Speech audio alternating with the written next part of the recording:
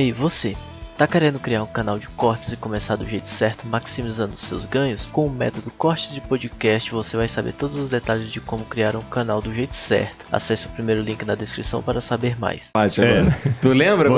Lembro. Ele perguntou por que eu aceito o termo luminescência e não aceito carbono 14. Se eu não me engano, foi isso. Foi exatamente uma isso. frase só na questão do que ele falou do evolucionismo, que eu queria acrescentar, do evolucionismo teísta. Como cristão, se eu for hindu, essa resposta não vale. Se eu for budista, também não vale. Eu estou falando como cristão. Isso não serve para outras religiões não cristãs. Se eu acreditar no evolucionismo teísta, eu estou me achando maior do que Jesus. Porque Jesus tratava o Gênesis como história real. Ele falava assim, como foi nos dias do dilúvio, errais não conhecendo as escrituras, porque não foi assim desde o início, quando Deus criou. Jesus tratava o Gênesis como história real. E vou mais além. Se nós somos frutos de uma evolução guiada por Deus, evolucionismo teísta, então não houve o pecado original adâmico. Não houve o pecado original. Se não houve o pecado original, então não houve quebra dos mandamentos. Se não houve quebra dos mandamentos, essa história que Jesus veio aqui morrer pelos pecados da humanidade, isso é balela. Ele veio fazer papel de otário. Com todo respeito a Jesus. Porque a Bíblia fala que ele veio morrer na cruz do Calvário, você falou São João 3,16, pelos nossos pecados. Mas não existem pecados, nós somos apenas o fruto de uma evolução. Então, então tem que ser coerente. Para eu falar em evolucionismo teísta, eu tenho que falar assim, Jesus era um equivocado. E Jesus era tão patético como qualquer um porque ele acreditava. Ou cair numa outra situação pior ainda. Não, Jesus sabia que aquilo não era verdade, mas ele falou daquele jeito que o pessoal... Aí eu tô caindo numa situação patética em primeiro lugar. Eu tô querendo dizer que Jesus era mentiroso, Jesus era um enganador, e que eu sou mais evoluído do que eles. Porque aqueles coitadinhos, Jesus fala daquele jeitinho, mas para mim ele fala de outro. E outra questão, se for para jogar tudo fora, então quer dizer, então Jesus estava equivocado, ele não era o Filho de Deus, ele não vai voltar, ele não ressuscitou, vai a nossa fé. A Bíblia, como eu falei, ela é absoluta, obsoleta. Não dá para pegar da Bíblia só o que me interessa e jogar fora o resto, tá certo? E só um detalhe do ponto de vista da cultura do Antigo Oriente Médio, usava-se também poesia para escrever história. Esse que é o problema do ocidental lendo Bíblia com óculos ocidentais. Quando fala assim, eu aprendi que o Gênesis é poesia. Naquele tempo, usava-se poesia para escrever história real. E a poesia não tinha essa ideia romântica que nós atribuímos no Ocidente. A poesia, pelo contrário, na mentalidade bíblica, a poesia, quando falo bíblica, do Antigo Oriente Médio, a poesia era a forma que eles tinham de mnemotécnica. Então não era podia haver rima, mas não necessariamente rima e métrica. Era paralelismo de ideias. Não era assim, batatinha quando nasce esparrama pelo chão, né? Mamãezinha quando dorme no coração. Não, eles faziam o seguinte, a menina era bonita e inteligente. Uma garota esperta e charmosa. Eu falei a mesma coisa com palavras diferentes. Então, se você olhar que o Salmo está desse jeito, algumas partes do Gênesis tem poesia, não no sentido ocidental. Adão faz uma poesia para Eva, certo? Exatamente. Mas mas não é nesse sentido romântico. Mas é um fato, é uma narrativa. É uma narrativa. É porque exatamente essa dicotomia que o pessoal faz aqui, ou é poesia ou é narrativa, no sentido que narrativa é história e poesia é história, no Oriente Médio não funcionava. Pelo contrário.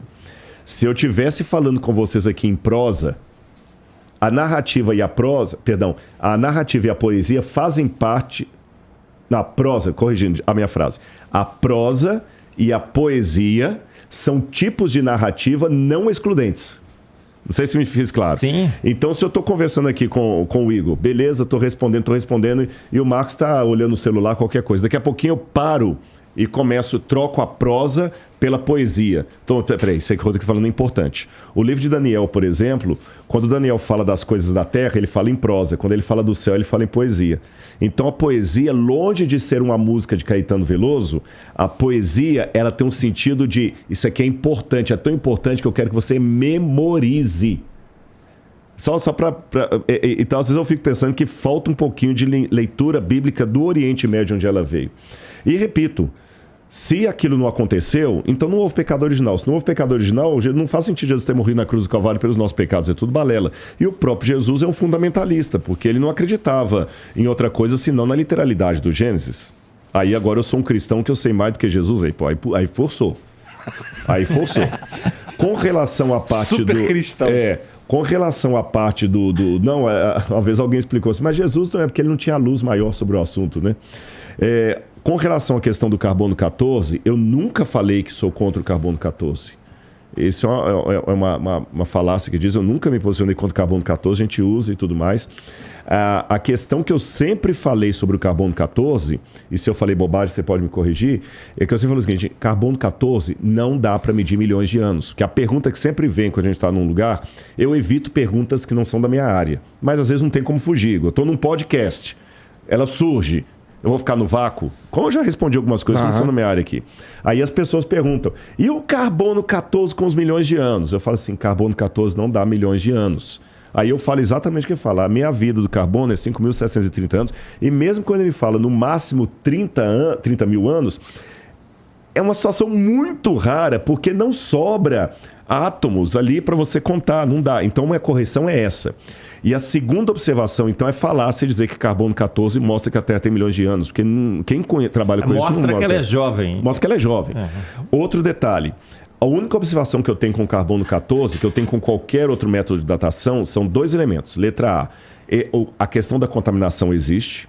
Por exemplo, a termoluminescência que a gente foi datar, nós tivemos que levar no reator umas 4 vezes, porque a gente não estava encontrando o quartzo para brilhar. Você está entendendo? Então, o ponto é que as datações laboratoriais, elas podem ser corrompidas, às vezes, por causa de contaminação. As datações por laboratório não são uma coisa como uma cópia de Xerox, que você vai ali na esquina e tira 10, porque é caro o processo. Eu consegui trabalhar 2 vezes com o reator da USP, lá do IPEM, melhor dizendo, que o IPEM é independente. Foi com esse tijolo que eu traduzi na Nabucodonosor e cerâmicas de Jericó. Mas assim, você tem que entrar na fila e esperar uma burocracia. E às vezes o pessoal fala assim, não, porque os métodos de datação dá a impressão que o cara, eu quero fazer a datação dessa garrafa aqui, tá, eu vou ali embaixo na cafeteria e faço. Não, o processo é caro, é raro, você faz, não dá certo que a amostra não demonstra, já está contaminada, se queimou, você já zera uma série de coisas. Então, às vezes eles conseguiram datar isso aqui, e dali já faz toda... Aí entra um problema com a datação. E eu vou pedir licença para falar isso aqui e pedir o Marcos que refine a minha linguagem, que eu vou falar como leigo na área. A datação ela é correta. Mas o que ela mede? Ela mede decaimento. Acho que ele até usou a palavra decaimento ali. Seja o potássio argônio, seja o carbono 14, a termoluminescência, é decaimento. A pátina, eu meço decaimento. O que é o decaimento? Explicando em linguagem simples, mas você pode refinar melhor aqui, porque eu sou leigo, é como se eu tivesse saído da minha casa, eu moro em Engenheiro Coelho, e está aqui uns 200 quilômetros, e eu chego com um carro aqui, e o pessoal vem medindo o carro desde a esquina, e eu estou a 20 km por hora. Então ele fala assim, o Rodrigo está vindo a 20 km por hora, e ele tem apenas tantos litros de gasolina no tanque. A gente sabe de onde ele saiu, a gente sabe a que velocidade ele está e qual o tanque de gasolina que ele tem. Aí ele fala 20 km por hora, 200 km, o Rodrigo saiu de lá há 10 horas atrás. Do ponto de vista do método, ele não está errado. Quando ele foi lá e mediu o velocímetro do meu carro, está dando 20 km por hora. Ele não errou, ele não fantasiou, é 20 km por hora. Quando ele mediu o tanque, tem aquilo ali mesmo. E o lugar de onde eu saí também está perfeito. Só que o que a informação laboratorial dá para ele? A minha velocidade atual, o meu tanque e de onde eu saí. Mas essa medição não mostra para ele se eu vim a 200 km por hora e só diminuir a velocidade quando chegou aqui na Vila Prudente. Isso ele não tem como calcular. Quando ele calcula a velocidade constante, ele já está dando uma inferência acima da evidência. Ele está deduzindo.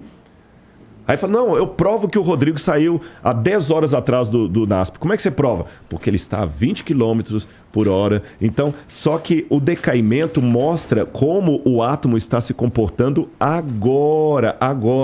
E já tem testes feitos, por exemplo,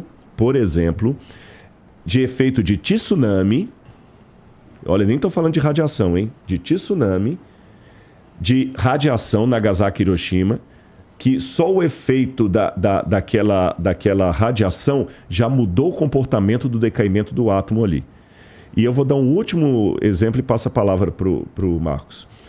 Estudem o vulcão Santa Helena nos Estados Unidos.